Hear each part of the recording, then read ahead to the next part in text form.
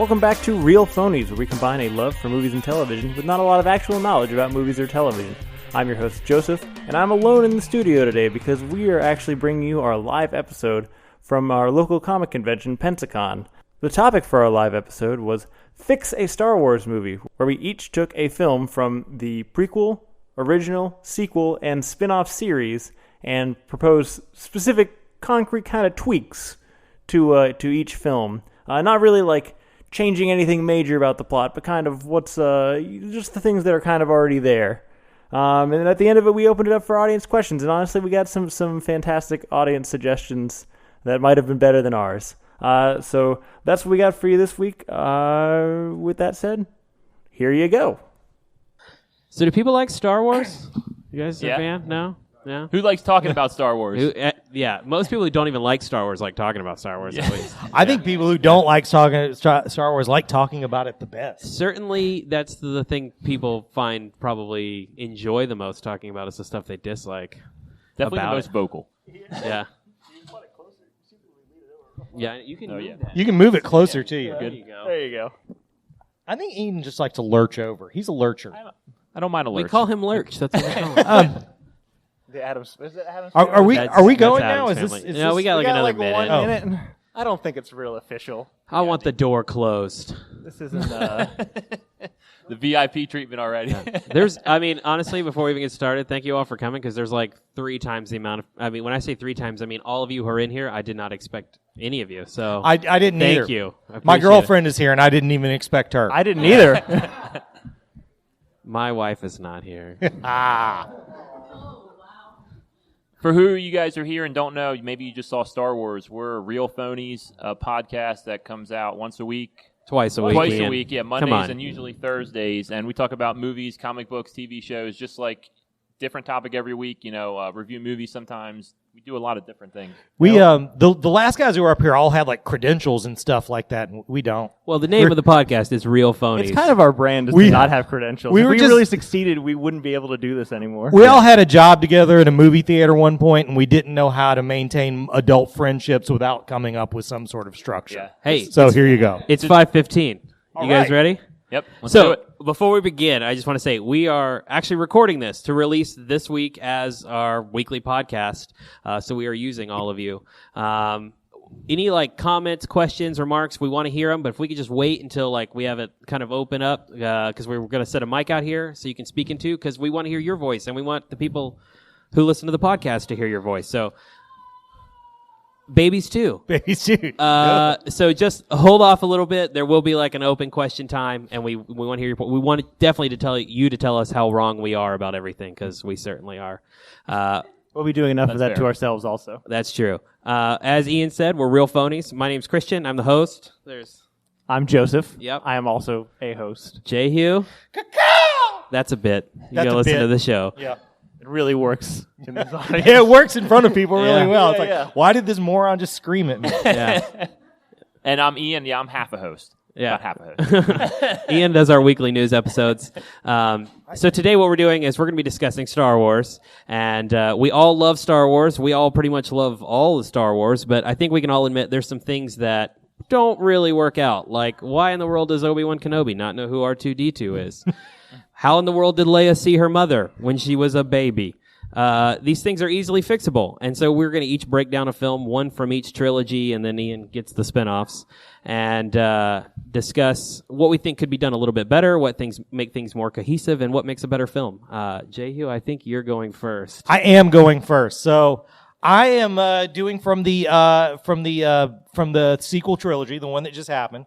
And before anybody decides they're my friend or my enemy, the movie that I'm doing, I totally like. I think Last Jedi is a good movie. We actually have a grading system on our podcast, better or worse than Transformers. Basically, the premise is that Transformers is the most mediocre movie of all time. It's the baseline for an entertaining movie. It's not any better than entertaining, but it is still at least entertaining. The 50% on the scale. So Correct. Anything above it is good movie. Anything below it is bad movie. So Last Jedi is better than Transformers. But, it's something that, everybody seems to have their complaints about it. Even somebody who loves that movie, just kind of always, but there was that one thing, so my personal thing with this movie is it feels like they went through a lot of drafts in the script. And maybe at some point, there wasn't even maybe an Admiral Holdo character. Maybe at some point they were like, well, we just can't have, Leia look like an asshole fighting with, what's his name? I can't even think. Poe Dameron. For a whole movie. So we'll just put her in a coma for half the movie and we'll have another Leia show up. So that's kind of where I come from with this. I don't really have a problem with a lot of the thematic stuff. I don't care that they said that, I don't care that Princess Leia floated through space like Mary Poppins. If that's your problem with this movie, I don't know what you like about these movies. Like, a lot of they build a giant starship that blows up planets in the very first one. These are not steeped in realism. So my big thing with the sequel trilogies in general is it bugs me that two of the three main characters don't really meet at all till the third movie. So my beginning of what I would do different about Last Jedi is I would send Poe Dameron after why can't I think of anyone's names all of a sudden? Rey, that's right. Rey Palpatine. There was like three girls dressed as like Rey and Leia in the back who were so pissed every time those last guys said something negative about the sequel trilogy, and I wish they would have stayed because I wanted them. Back up. I feel like they didn't feel comfortable piling on those guys, and they could have totally piled on me. That would have been fine. Anyways. I think if, you come up with some sort of thing like there's a bounty hunter who can track Rey or something and Poe has to follow her, it gives those two characters a reason to interact, which again, they don't for the first two movies entirely. And it gets to fixing the part that really everyone dislikes about these is that they're really long and all that shit in the middle with Canto Bight and the Leia and Poe, sort of conflict just feels really long. So you can just, and it's like a sort of choose your own adventure. You can eliminate either side with that. If you take Poe out of that and have him on, Jedi planet with Luke and Rey, then you don't have to do those two storylines. You can just pick one. I think most people would probably pick the, conflict with Leia. Like you could say do that with Finn instead. I would personally go to Canto Bight and maybe flesh that out more because one of the things with the sequels I don't really like is it's just, forest, desert, ice. There's not a lot of civilization in the... It's definitely the thing that feels the most prequel-y. Yeah. Probably the entire sequel trilogy. Right. I liked actually seeing a place with like buildings and people at it and stuff. And I feel like at that point, you could probably cut a half an hour off that movie because you're getting rid of completely one of the things and you get two of the people to interact who never did. That's true, and especially since the first one is a lot about setting up Finn and Rey, right. Their relationship. Then you're separating Finn from Rey, and then you get Rey and Poe, and then in the third one you could have Finn, Rey, and Poe. Right, that's kind of what you usually do in the second one. Yeah. You pair people off with different people, so you get. And instead they just said, "Oh well, now Rey, who's just met all these people, is going off by herself." I know the way the last one ended, it set it up for that. But I mean, God knows, Rian Johnson found a way around most of the other things that happened in the one before it. So why couldn't he have found a way around that? Yeah. No, I mean, I think that's a great decision because I think a lot of the problems you have with the sequel trilogy, a lot of problems people have, and this is on both sides, whether you're pro Rise of Skywalker, pro Last Jedi, Force Awakens is the most original thing you've ever seen. That would be amazing. But a lot of those problems stem from Poe Dameron. Like, a lot of issues in the sequel trilogy are Poe's plot points. Right. He's just too handsome and charming. Yeah, you couldn't just kill him. I mean, have you seen Oscar Isaacs? Yeah. But, man, no one knows what to do with him. No, well, because he wasn't supposed to have anything to do. I kind of noticed that. I think, does he have a little bit of a lazy eye? I have a notice for that since I have very much of a lazy eye. So I always, when I see him, it's like, oh, I think that guy's got a little bit of a lazy eye. Knuckle bump. I'm too attracted to his hair. He does have great hair. Yeah. Does it give you hopes for Hollywood, Hart? Man, those hopes went a long time ago. Yeah. What do you think? I've heard one people suggest Benicio del Toro maybe swapping out for Billy D. Williams and kind of revamping that character. Definitely something like that. The Billy D. Williams, the Benicio del Toro, or at least have him do something. Again, just add a little bit more depth to that character so that it means something. Like it means something when he betrays them at the 20 minutes later. And if you give Canto Bight a little more room to breathe, where it isn't intercut with that other storyline, you can maybe actually have him do something. Mm-hmm. Yeah, for sure. So, Ian, I think you're next. Yeah, so I'm doing we broke it up. I'm doing the spin-off stories, and I decided to do Solo, which I think most people think is kind of generic. And see, I love Solo, so we might wrestle. Yeah, I think the rest of the podcast is pro Solo. Some people may love it, and that's fine too. But yeah, I kind of took it more of a practical effect and made some bullet points. Like I think the first thing is behind the scenes. Solo famously had 2 directors, so it was Phil Lord and Chris Miller, who had cut their teeth on Cloudy with a Chance of Meatballs, and they did 2122 Jump Street, and they had a very funny vibe, and they get pulled midway through the movie for the most vanilla director, I think, alive, Ron Howard. Hang on a second. Ron Howard makes above average, but all of his movies are better than Transformers. Correct. All his movies are better than Transformers, but none of them should I love Cocoon. And them old people start getting frisky, I dig it. Willow's great too, but I just think that movie suffers from same with Justice League, whether you hate or like that movie. Great. It's 2 movies kind of Frankenstein together, and I think that's one of the biggest problems. And then moving out of that, I think it came out in May 2018, 5 months after Last Jedi. Like whether you love or hate Last Jedi, the shadow of that movie reflected on Solo. So I think if you back Solo up to Christmas and just do one every year, and Solo we had a little more chance to digest Last Jedi, because whether you like it or hate it, it's divisive for sure. So I think it would have done better if it had more time to breathe. Also, it's weird to me that they have Solo come out in May, 3 weeks after Avengers Infinity War comes out. Like, you're competing against yourself at that point. There was no promotion because they put all their eggs into Avengers. That Solo was looked at as like an afterthought. And, once it's a spinoff already, it's like people... I looked it up. It made $392 million worldwide. Like a Star Wars movie made less than $500 million. Like, that's crazy. Yeah. And then, the next thing moving on is like... I really think too many Easter egg callbacks. Like, the thing prequels do explains things we don't really need explaining. Like, we don't need to know the blaster or how his last name came to be. Like, you could cut that out, which we would lose nothing. I definitely feel like that's part of the prequels thing in general, to have some of that, but that's like a major part of they just keep hammering them at you the whole movie. Especially the first 30 minutes of Solo. Yeah. It's a lot. Yeah. And then that's kind of spins to cut that, because the movie's 2 hours and 15. I looked up New Hope. 2 hours and 5 minutes. Like, cut 10 minutes, because that movie feels long, especially in the third act. It's a little bloated. So I think movies just seem to get longer and longer. I'm a big fan of shorter movies. Yeah, like 90 minutes is my jam. 90 minutes used to be the thing, man. Get them in, get them out, sell them some popcorn. Yeah, it just seems like it's just, especially with you're kind of there's not a lot of depth here. You're building upon a character and you're giving him stuff to kind of just, for us, the super, into it kind of people. So I think a little shorter would have been fine. And then the word coaxium. This is the episode 1 treaty, problem. In episode 1, they use the word treaty way too much. It's like every 5th word. Because you know how exciting treaties are. Same thing with coaxium in Solo. The word coaxium is used far too much. I wish you would have counted it. It could be a drinking game. Cut half of those words out, and I would feel a lot better about just the writing on it. And one of the other things I thought is Woody Harrelson, Alden Ehrenreich.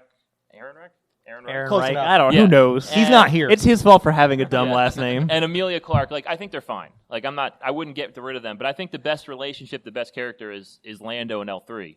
So I would cut 10% of the dialogue from those people and just build up Lando and L3, because I think L3 is the best droid. There's a lot of good droids. I think that one thing Disney's done good with their new movies is droids. Yeah. I think BB-8's great. I think K2SO is great, but I really liked L3. I think Disney realized the droids are the only ones they can use forever. Yeah. So they made sure they got that right. And they get the toys down for sure. Yeah. Totally. And then my biggest fix, if I was going to pick one, it would be Michael K. Williams was originally cast as Dryden Voss, who's the gangster, the bad guy in the movie. But after the director change, and Michael K. Williams is in The Wire. If you guys ever watched The Wire, he's Omar, and he's great. He couldn't do the reschedule when Ron Howard got on, and he was supposed to be like a CGI half mountain, kind of half human alien. And it switched to Paul Bettany with some scars that they never explain. And Paul Bettany's out of his depth. Like, I love Paul Bettany as the Vision. You know, he's not a bad actor, but he's not cut out to be a head of an international gangster or intergalactic gangster organization. I have never been able to dissociate Paul Bettany from A Knight's Tale. Yeah, That's the only thing I think of him from. Jeffrey Chaucer. Yeah, I mean, I like him as a Vision. You know, I think he's great. But yeah, that's the one person that stands out to me that like it doesn't work. Like, he's not menacing, and he's supposed to be. And then, you know, for someone I'm not a big Clone Wars guy, but I know these guys are, and this is a suggestion I think Christian came up with on the podcast that I'm using. Enfys welcome. Nest. The enigmatic masked character that shows up on, I don't even know what the name of that planet is, but yes. Yeah, so the one that the Marauder, head of the Cloud Riders, she, you know, swap her out for Ahsoka Tano. So make Ahsoka Enfys Nest's role. And make it kind of the rebellion that, you know, they're trying to get this too, and, you know, maybe Beckett and Solo don't know that's what they're going against. You know, there could be some misinformation.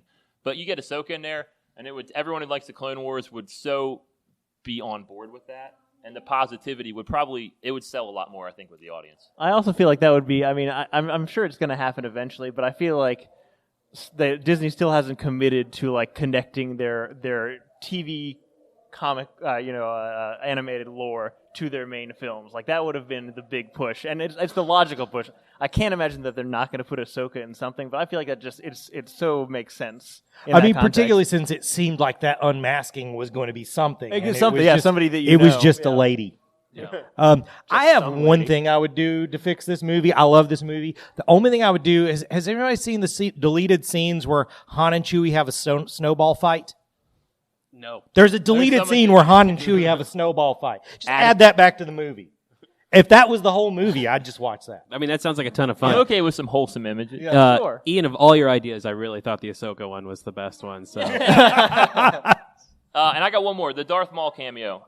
Just have him, like, you know, change it a little bit so that Dryden Voss doesn't die, and at the very end, he's kind of, you know, foiled, but he's around. And have Darth Maul come on with the spider, you know, the metal legs, and just ice him. Yeah. You know, in real, like, as the real person, just show that. And I mean, that definitely comes off as more menacing than just a random, like, hologram image. Because he has that big laser sword. Because a lot of people don't even know that if they don't watch the cartoons, you think he died in episode 1. So I think it would give more context and kind of tie it in more to the animated series, Clone Wars. for sure. So Good job, I think I just made Solo a good movie. If you guys agree, you can just clap your hands. Hey! I thought Solo was already better than Transformers, but I think you made it even better. Yeah, there you go.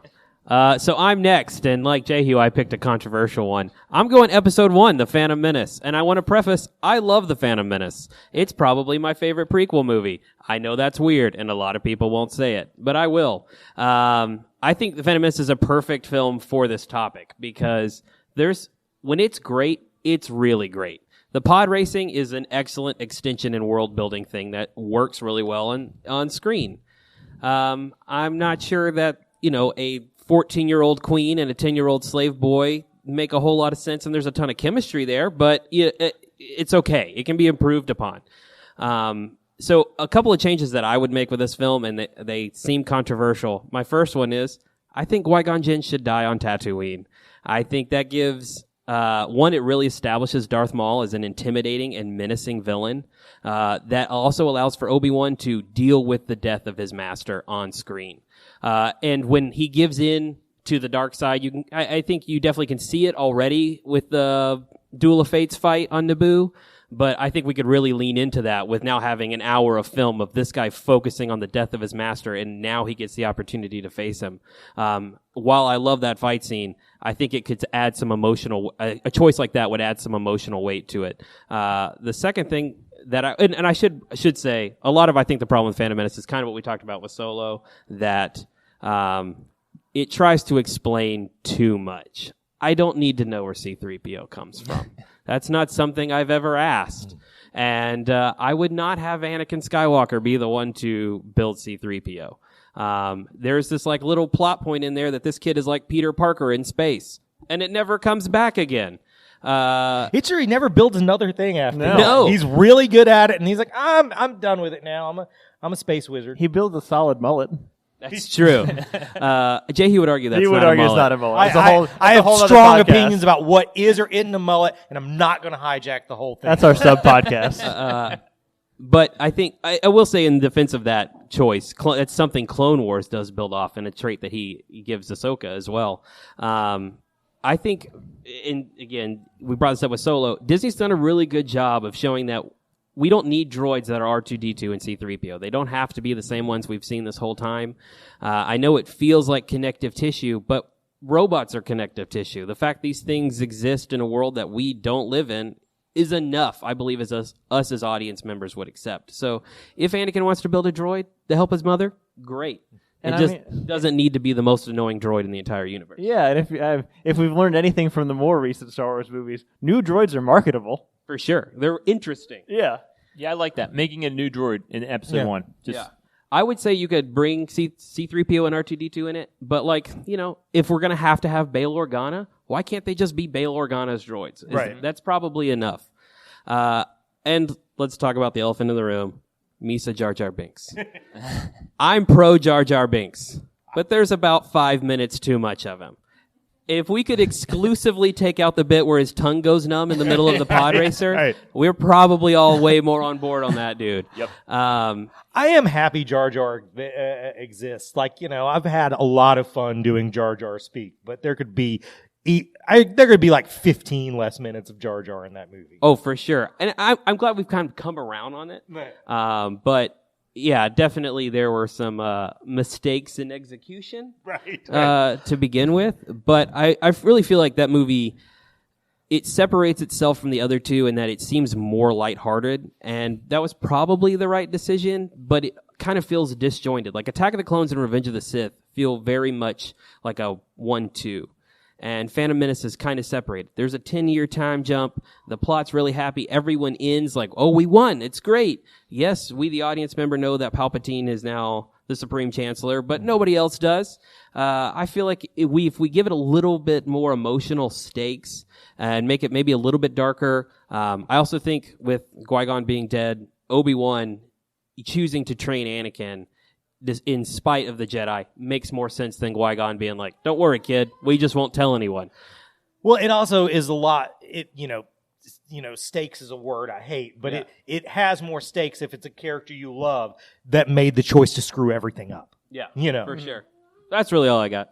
I mean, those are good choices. I will say, you touched on it, but I agree with, narratively, all of the choices with Qui-Gon dying, how that improves it.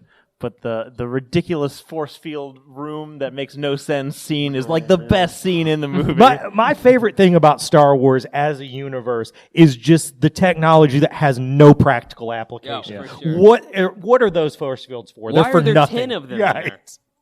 Episode 1 did give us pod racing, which I think is fucking dope and a great video game. So I'm pro. I was wondering if we Pro can pod. cuss on this, and I guess you just decided that. So. We're not, but here we are. Is it me? Yeah, it's you. Go. You're Fantastic. the only one. By the way, I just want to say, I want to air a protest that your shirt is a different color than everyone. It was an he's the accident. leader. It looks like it you're was the an leader. accident. And I want to be clear, Joseph does not lead me. I don't have very many leadership qualities. Jones is the closest one to being a leader here. He should get the different color shirt. Agreed. You can't have it. Yeah. All right. This is a different podcast now. So I'm doing the original trilogy, and I actually haven't watched any of the original trilogy in quite a long time. I was hoping you were going to say, I've never watched them I've never ever. watched This them at was all. gonna So make this- this exciting. And so I was kind of going off of memory and kind of collective conscience that Return of the Jedi is the weakest entry in the three. And so, I'm just going to go and say, I'm going to have a hard time letting you say anything. Because Return of the Jedi is not only do I like it, it's my favorite Star Wars movie. but I feel like in general you're the minority here. No, in the general, I'm right. Okay. Ewoks. yeah. Well, it's funny because I just remember like the Jabba's palace, the Endor, and then the throne room scene, which honestly is most of the movie. Right. But going back to it and rewatching it, there's not a lot of things that I think really need to be improved on. I know that's not surprising because it's kind of a legendary film, but even the things that I think people think are weaker are not necessarily weaknesses of the movie. Like I love everything in the Jabba's palace scene. I remember as a kid I didn't like the fact that like Luke comes in as like, I'm a big Jedi master now. You're gonna do what I say, and then everything goes wrong. But then it turns out everything went right because it's all part of a very elaborate plan that makes no sense. But as a kid, I was like, oh, he's a Jedi master. He shouldn't be like made a fool like this, getting dropped down in a pit. The main thing I remember about Jabba's palace as a kid I had a super weak stomach. It was so easy. It's so slimy. Everything in there is slimy. It's very. I mean, it's effective. When he ate the frog, I almost lost it because like anything could make me throw up, and I was like, man, I'm not going to throw up in the middle of Star Wars. Yeah. But in retrospect, I kind of like that because it's kind of him coming back. He's done his own self-searching kind of journey to become a Jedi, and he feels like he's there, but he's never actually field tested it. So he's coming in with a lot of confidence of a young man who thinks he's learned a new skill doing a thing. And so I kind of like the fact that he looks like an idiot when he really presents himself as like, I'm a Jedi master now. So really the biggest problem for me, one of the, I feel like the most jarring bits in the movie, besides the fact that Luke makes very convenient timing to Dagobah on literally the last second of Yoda's 900-year life. Is once they're on Endor, we've already established that Luke and Darth Vader can like sense each other. There's a connection there. They're both tuned into the Force, tuned into each other. But for me, the part between when they're doing like the celebration scene with the Ewoks to the part where Luke like allows himself to be captured to meet Darth Vader is one of the weirdest transitions in all of Star Wars. Right. And I think there are like just from a simple cuts thing, there's a really easy way to fix it. Because the other thing that I think there should be more of is immediately once Luke sees Vader again, he starts calling him father. And I'm like, all right, buddy. Like, not that much has changed here. At best, he's a dad. Yeah, maybe. And so I feel like just cutting, so there's a scene where Darth Vader tells the Emperor that he's going to go down to Endor to see Luke. There's a different scene where Luke is talking to Leia. It's the worst written and acted scene in all of Star Wars, and I'm including the I hate Sand speech. The Luke Leia bit, and then the Leia Han bit right there after the Ewok party is atrocious. It's our first indication of what was coming. Absolutely, with the prequels, it is. It absolutely is. And then there's a scene of Darth Vader landing and Luke coming in. What I think should have happened to kind of establish like a parallel between the two characters and how like their similarity and a connection is have a kind of intercut of like a Vader like walking into his ship and like have a Luke outside like inside his little hut at the Ewok thing and then like walking back out into the party and then like the Darth Vader ship flying down and then cut to Luke doing his Ewok thing, kind of having conflicted feelings but being happy, and then Vader lands, and then Luke immediately senses something's changed, that like something's on this planet now, and then like have that lead to the conversation and then lead to the capture. I just feel like there's a more direct correlation, like there's an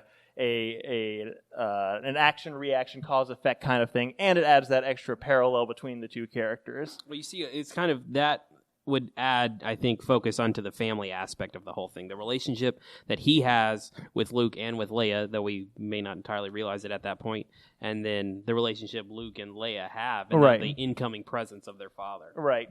See, I've always just in my head imagined that before Luke turned himself in, he whooped butt on about 30 stormtroopers, and then's like, here's my thing, take me to my dad.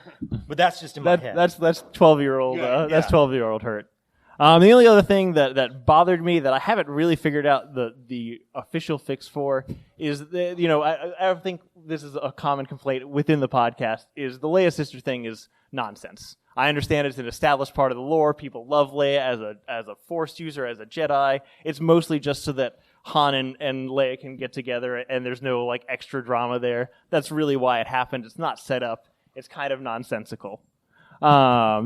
And so to establish her as Luke's sister, to establish her as one of the Skywalkers, I feel like she should have a more Force-sensitive moment that affects the plot after that moment, which I first wanted to be, like, in my head, I wanted it to be when Luke is fighting Vader on the Death Star, when he's, like, giving into his hatred, like, she can sense that and, like, kind of tries to also, like, connect to him and bring him back. But I don't like that, because I realize that a lot of what makes that scene special is it is that like father-son dynamic. And That would work for Rise of Skywalker though, because she comes Yeah, to Ben. it's You could- it's you know, similar, you yeah, could yeah. establish it, back then. But I mean, even if it was just something within the battle with the Ewoks, where she has like even like a premonition or like a recognition of something that's about to happen that'll be bad, and she warns somebody or does something that acknowledges that she's Force sensitive, and that's actually in any way useful besides just making it cool that Han and Leia can hook up later.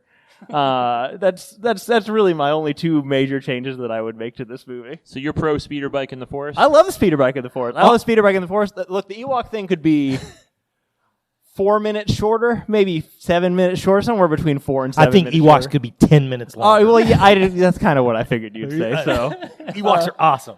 it's a little long. I mean, that's the thing. If I could like overhaul this movie, the only problem with the Ewoks is like it's tonally a big shift from like the big other themes that they're going for. It does feel like a B plot for a Mandalorian episode, but structurally it's fine. There's nothing wrong with it. It just kind of is a little jarring. I just like cannibal teddy bears. Yeah. So that's my Return of the Jedi song. Those are all good. Nice. I did think of one more I forgot to say about Phantom Menace, which is Padme would not have a secret identity in this. It's supposed to be a good twist, but it makes our two Jedi look like idiots. It launched 3 careers. Also, I think if they would have just True, it did. if they would have just started in the beginning and let me know that she had That's a secret all you have to do, Because yeah. until they revealed it, I didn't know it was a thing that needed to be revealed. I was like, Yeah, this is strange. It's really. What are the 3 actresses that are the Keira Knightley. Keira Knightley, Natalie Rose Portman, McGowan. and Rose McGowan. Yeah. Isn't that crazy, y'all? They were like children, and they've all gone to have like crazy careers. Yep. I know that it might seem logical now looking back, but it's crazy that they're just like 3 For looking one the role. same, yeah. For looking. I don't know. It's crazy to me. And Joel Joel Edgerton. Egerton is Uncle Owen. Yeah, Uncle Owen. Yeah. So, a lot of A lot of B-cast getting Yeah. big breaks from. I mean, George look, Phil Lucas had Edgerton some still pull. hasn't like gotten a big break. He's doing all right. he's in everything. he is in everything. He's doing better than any of us. him or that other guy. This is off topic. We should open up for questions. This is on now. brand. So I think at this point we're gonna open it up for if you guys have any other like solutions, things that you would want to change in Star Wars movies. Yeah, We're pitch a movie and a we're, fix. We're looking specifically for kind of things that aren't like big overhauls, but things that are kind of in the movie but could just be like switched around, Little tweaks. little tweak kind of things. But I'm gonna put the microphone out on the floor. I like that we made you do Actually, I it. should The probably- farthest from. Yeah, let's put it out. But yeah, please speak into the microphone so that we can get a good we're recording. You can have it for So ever on the internet. Oh, we got one. Yes. Yeah, it's not gonna work. do do do do do do. All right, we're good. If you got a solution, if you want to tell Joseph he's an idiot, please do so. If you want to tell Joseph he shouldn't have gotten the different colored shirt, that's also cool.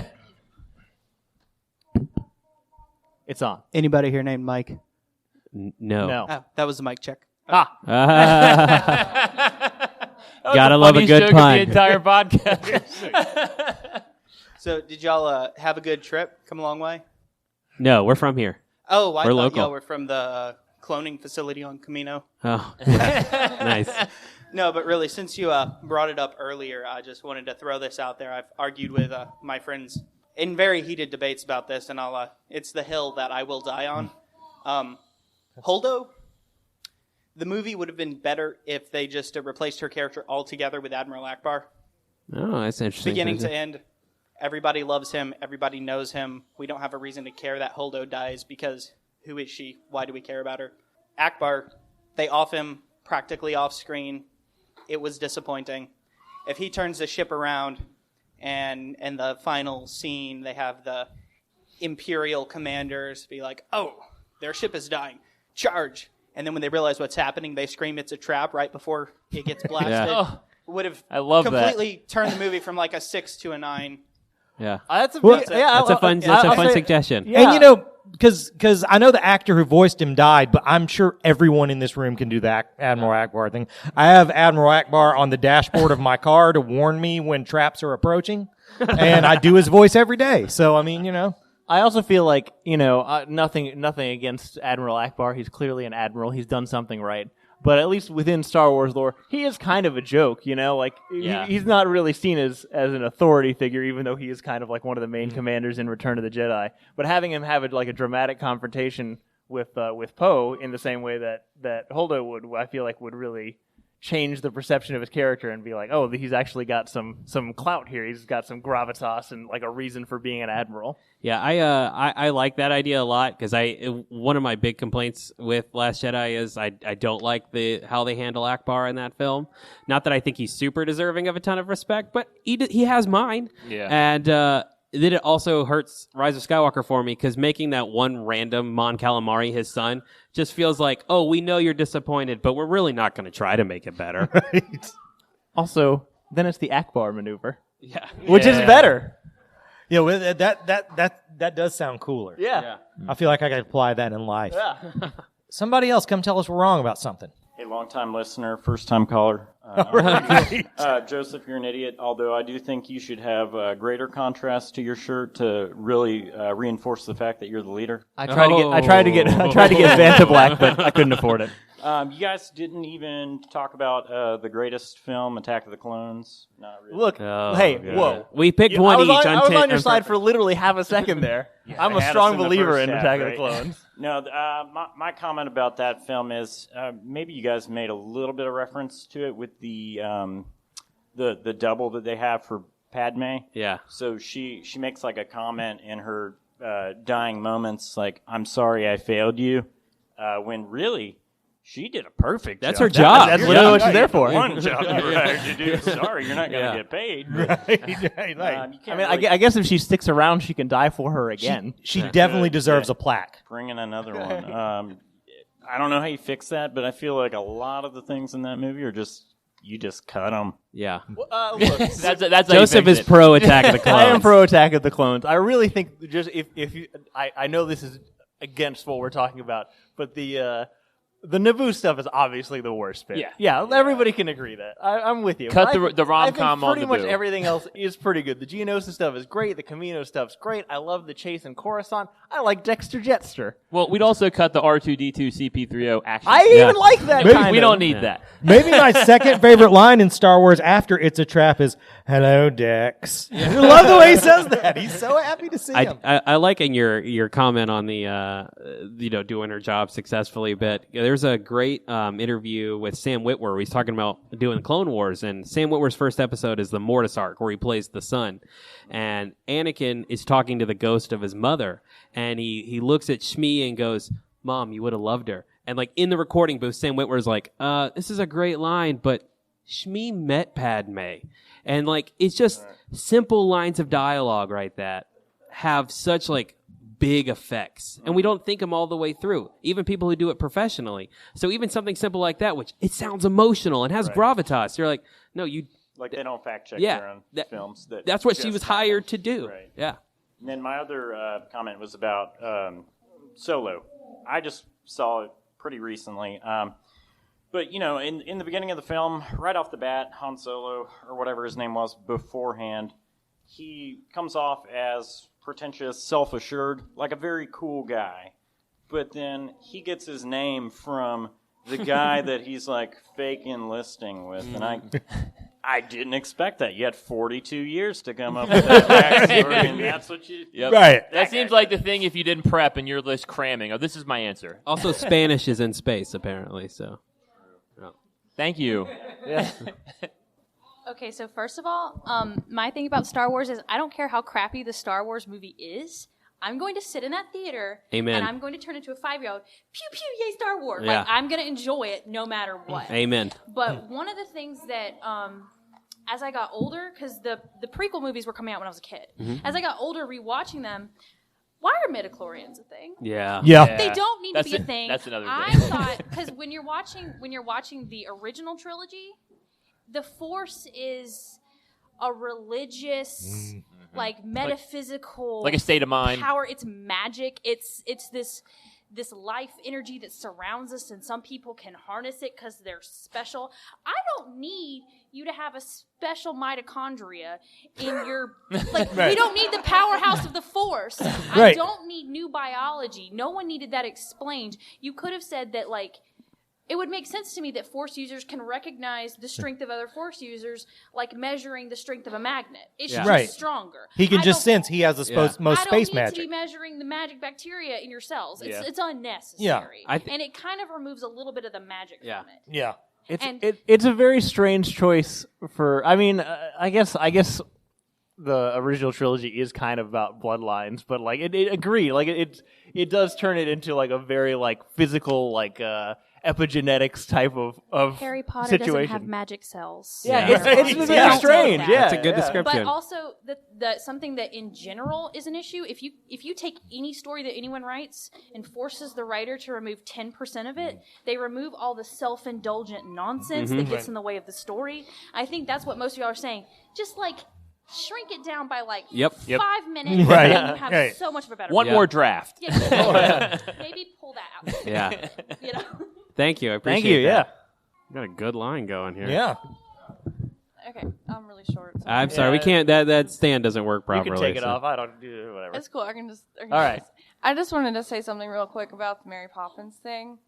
Yeah, I know everybody was mad about that, and I'm sure most of the reason is because, like y'all were saying, the original trilogy Yeah. they didn't show much of Leia using the Force, you know. Right. But it's just silly because, you know, if you watch Rebels, like some of the animated series, which a lot of people don't watch it, but if you watch Rebels, Kanan actually does the same thing in one of Right. the episodes, and so it's just silly that people got angry about it because it's like Leia, you know, she's the daughter of a man with the most Yeah. Yeah. She's got Skywalker blood. Yeah, like, you know, so it makes sense that she could use the Force in a way like that. But yeah, I'm not sure when it was established on an episode. I'm gonna reuse something that they used in the podcast prior to this, which is after that movie came out on Twitter, Ryan Johnson like just tweeted a picture of like the Book of the Wills or something like that, and it has that Force power like in the book. And he's like, this isn't something I made up. Like, and so you're right. There is like pre-established things. I think a lot of, again, in Rise of Skywalker, where he's like, they fly now. And you're like, yeah, but I mean, I've watched 4 seasons of Rebels and they fly all the time. So like, yeah. Also, it looked cool. Yeah. Yeah. Thank you. All right. What's up? What's going on? I just wanted to talk about The Last Jedi. And along with the Canto Bight side quest subplot, I think Poe's mutiny was entirely unnecessary and could be cut from the movie because all Holdo had to do was tell Poe what was going on. And Just then- one conversation would fix that entire thing. And the whole mutiny. It's funny because J.J. Abrams didn't do that one, but it had a very J.J. Abrams thing, which was did. if people would just talk to each other, you could solve all the problems. In From like the 5 minutes. podcast that we steal all of our ideas from, that whole plot problem can be solved with a Post-it note. Right. I think on that note, he is the one that introduced this idea to me, is that one of the big issues there is that Ryan doesn't understand that Poe is like the Leia character. He's all in on the rebellion. Right. Why in the world would he like be questioning people? Right. Like if that was Finn doing that, that makes a whole lot of sense. Exactly. I was trying to say that in the thing. If you switch their roles, even if it's Finn doing that, it makes more sense for there to be Even if Poe is conflict. the one that goes to Canto Bight, Right. like all of that makes way more Right. sense. Oh yeah, definitely. I actually had one more Go ahead. thing. Has everyone here seen The Rise of Skywalker? Yep. We Yeah. spoiled it Okay, a lot. cool. Yeah. You're here. Okay. Definitely the last guy spoiled it a lot too, so I think you're good. All right. So I had a problem with Rey taking the name Skywalker at the end. What do you think it should have been? I think she should have kept the name Palpatine. Oh. I think if she had kept the name Palpatine, it would have like, kind of like a moment where like, I know my grandfather was like evil or stuff, but that doesn't mean all Palpatines. She's are like evil. atoning the Palpatine name. And you're Yeah, making not your all own choices. Palpatines. It's not your name; it's Yeah. your choice. Also honors her parents. I would have liked that. If she Yeah. believes her parents really did make a sacrifice for her, why Right. would she not want to honor them with Yeah, that? exactly. Yeah. Yeah. I like it. That's it. Yep. Thanks Thank for a you. question. All right, we got to be fast. We gotta go. We're bad we at gotta go this. quick. We only got like 3 minutes. 3 minutes. Okay, three minutes. Okay. Hi. Hi. Hello. Okay, so I wanted to throw something out there. I loved Force Awakens. I went to go see it like 4 times. Right on. But then Last Jedi, I had to like look at it, and then I started appreciating the movie and what Ryan Johnson did. And then my problem is, I think the weakest movie in the sequel trilogy, is Rise of Skywalker, because like Rey being a Palpatine, I don't have a problem with, but there was no build-up before that, in my opinion. Definitely none at all. There is no build-up, and that's what really upset me from a story standpoint, because I'm just like, where did this come from? Like, my one fix, if she did like Force Lightning in the Force Awakens for like a split second, Right. that would have like threw like, Yeah. whoa, is she a Palpatine or something? Is Right. that's why? Because when I was sitting there, I'm like, why is she so strong? What is happening? No, I mean that's a very easy fix to thread the needle all the way to the Oh yeah. Also, my favorite prequel movie is Revenge of the Sith. I love that one. Yeah. Lots of lightsaber fights. That's also my Like favorite. the last 45 minutes, it's just lightsabers. I love Mustafar is the best seed. My last comment, because I know we don't have much time, is Disney has all this money, but they choose to make bad choices. I think a lot of what you're talking about in the Disney thing is Disney's just really reactionary. Force Awakens comes out, people complain it's too samey. They make Last Jedi, people complain it's too different. I loved Last Jedi because of the last scene, Kylo Ren versus Luke's vision. Like when he slides, like I thought of like that his last strike. I thought that was like his long scar that he had against his master, and I thought that was really smart and intelligent. Yeah, Appreciate it. Thanks, man. Thank you. You can take it off. You can if take you it want. off. Just take it off. Fine. That's fine. There are no rules here. Yeah. We're not very professional. Phony is in our name. All right. Is it working? Yeah, you're good. It is working. Okay, so I have a problem about Disney. They made a different director do The Last Jedi, and it messed the whole thing up. That's why Rise of the Skywalker did not the best thing in the world. Yeah. So You're speaking to my heart. I say that on the podcast once a week, probably. So I feel like if they had the same director do the whole thing, the Rise of the Skywalker would have done way better. Yeah. It would have had a whole different thing. Palpatine would have not come back. Whether you love the trilogy or don't, I think we all agree they're disjointed. It's weird that they didn't have a plan. It's weird that they didn't say for the most successful franchise. here's what's going to happen in all three. You do your whole thing with your own thing with your part, but You're someone's right. got One person would totally. have made it better. Yeah. You're right. And so I feel like Snoke would have been like the main villain for Rise of the Skywalker, because he seemed like he was going to be like really cool and stuff. But in The Last Jedi, he died, so that kind of messes it up. But I liked both movies. I liked all movies. I thought they were really good, but there's some problems. Yeah, for sure. Absolutely. So just out of curiosity, so the first and the third one are directed by J.J. Abrams. The middle one's directed by Rian Johnson. If you wanted somebody to do all three, which one would you want? I don't know. just All the right. same Yeah, person. I You just think- but I agree. really Yeah, at yeah, this one- point, one at person this would've made person, it one better, point would have whoever made it it was. better. Yes. Yeah, agreed. And because of what happened about the different directors and stuff, the Rise of the Skywalker was kind of confusing. Like, Yeah. why did Luke say he was wrong? He wasn't really wrong. He was not in the wrong or in the right. Yeah. Right. And also, it's confusing that Palpatine was like, I want Rey dead, but then like, oh, I need her. for this Palpatine's thing. justifications in that that's movie a are whole so other weird. podcast. Yeah. Yeah. We could spend an hour Yeah. talking about that. Unfortunately, I think they're kicking us out. It's been awesome, guys. We appreciate you coming. Thank you for your questions. If those of you who didn't get to ask something, if you want to like stand over to the side or something, we can still chat about Star Wars. That's fine. But I don't think we can sit up here much longer. Thanks a lot, We everybody. This appreciate is it. fun. Thank you so much for coming. And that was our first ever live Real Phonies episode. Thank you for everyone at Pentacon, from the administration to the volunteers to particularly the talented AV crew who helped us record this episode in the first place. We had a blast and we really enjoyed making this episode. And thanks to everyone who came out to the show. We really enjoyed having you guys there, and you guys had some really fantastic ideas. And I hope we might be able to do a few more of these in the future. So join us next week as we bring you a little bit more of the Pentacon coverage. We go over the highs and the lows and get to hear a little bit more from the voice of the people, something we're often accused of not being in touch with. So once again, thanks to everybody at Pentacon, and thanks to everybody for coming and for listening to our show. If you want to get in touch with us and tell us what you think is a good way to tweak or fix a Star Wars movie, you can reach us at realphonies@gmail.com. You can also follow us on Facebook and Twitter at realphonies, and on Instagram at real_phonies. Thanks to Zach Evans for art and Brian Velasquez for our theme. We'll see you guys later.